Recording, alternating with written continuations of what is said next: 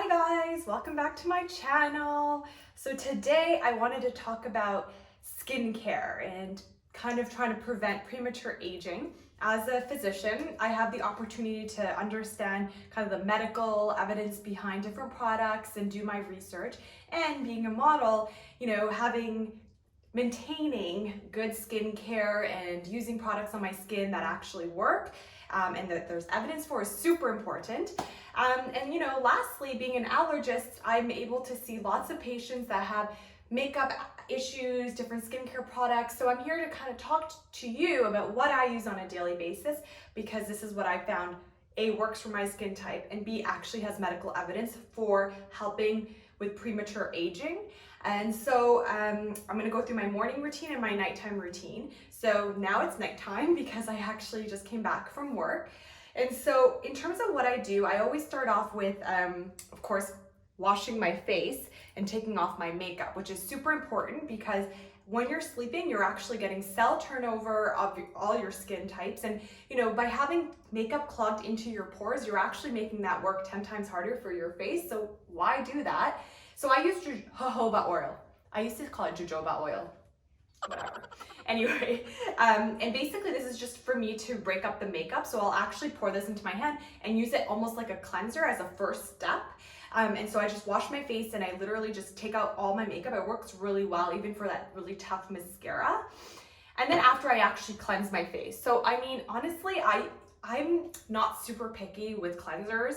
I try to use something that has like kind of an amino acid based kind of in their ingredients. So this is what I use. I use fresh soy cleanser, but any type of kind of gentle cleanser that's not super, doesn't have a lot of product or perfume and it's natural works for me.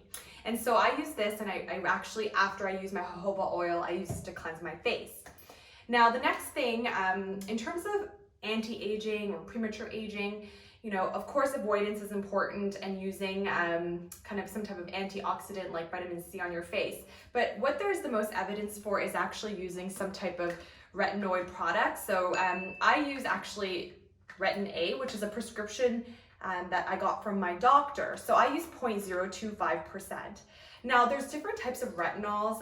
You can have, it depends on your skin type, but there's actually retinol, there's the activated version, which is what I use, where that means that your body doesn't actually have to activate it, it's already in its active form.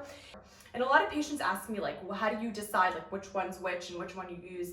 And really it's what your face type tolerates. So for me, I've been okay with this type of, with Retin A. And I think it's important to recognize in terms of the percent, it's whatever, once again, your face tolerates, because retinoid can be quite irritating to the skin. So I personally do not use it every day right now. I haven't gotten to that point. You have to work your way up slowly. Now, after you wash your face, in terms of using, a lot of people put this on directly after they've cleansed their face and their face is dry. You should use it on a dry face. However, you don't want to be putting it directly on your cleansed skin because it's quite irritating and can cause a lot of redness and irritation. So what you want to actually use is some type of moisturizer after you wash your face. So you wash your face, you dry it off, you pat it to dry. Actually, I keep it a little bit moist, and then I actually just use this ordinary product because it has HA in it, hyaluronic acid. And the great thing about that product, or HA in general, hyaluronic acid, is that it really locks in moisture. And so it allows for your skin barrier to be really well protected.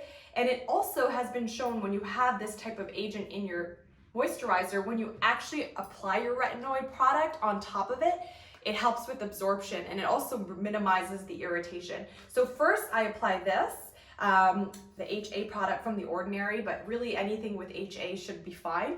And then after that, I actually apply the retinoid after it's completely dried. So first I apply this, I actually then put on my jojoba oil on the rest of my skin to keep it moisturized. And by the time I'm done that, boom, I'm ready for my Retin A.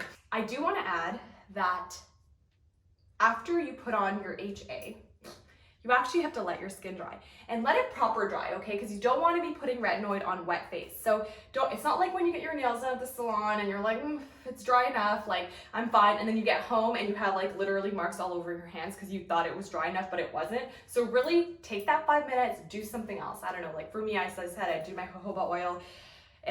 whatever you need to do, make sure your face is dry. So I use this retinoid, and there's tons of research out there. It's evidence-based, showing that it minimizes wrinkles and fine lines, helps with cell and skin turnover. So I have a lot of hyperpigmentation because when I get acne, it scars and it gets dark. So it kind of helps with that as well. And also it helps with acne itself, trying to minimize the acne happening in the first place. So really, I think this is one of the most evidence-based things, after, of course, of sun avoidance and sunblock, using antioxidants as well. And then this is the last product that I use. So I use it twice a week right now, but you can work your way up. Be prepared, honestly, because your skin will flake, and mine had flaked the first few times I used it. And so what I'm trying to do is slowly introduce my skin to it, because I find if I'm just like, I did try initially just put it on my face and it literally burned, and I did it every day, and then once after like a couple days, it was like a layer of my skin basically came off. So that's what I do. I use my Retin-A. After I'm done with the Retin-A and it's completely on my skin, I actually go to bed. So, you know, I find that some people recommend using like another moisturizer on top of that, so some type of oil. For me, I find that my skin is fine. There are different types of oils out there that you can use. However, in terms of evidence, sometimes oils can be quite irritating. So for me, I try to keep it simple. What's the evidence? What am I spending my money on? And I use that. I hope that was super useful for you guys. If you have any questions, put it in the comments below. The next thing I think I'm going to talk about is after skincare is hair, because I've had a lot of issues with hair loss and brittle hair, dry hair, stress-induced hair loss, and I've done a ton of research about this. So I think it'll be very useful to look out for what evidence-based medicine shows for actual increasing hair growth and having healthy hair. So that'll be probably my next video. So please subscribe if you're interested in this. And the purpose of my channel is to try and give you research that's out there for things that actually work. And you know, and if you have any questions as well, just put them in the comments. I'm happy to answer those and maybe make a video if a lot of people are interested. Hope that was helpful. Time for my bed.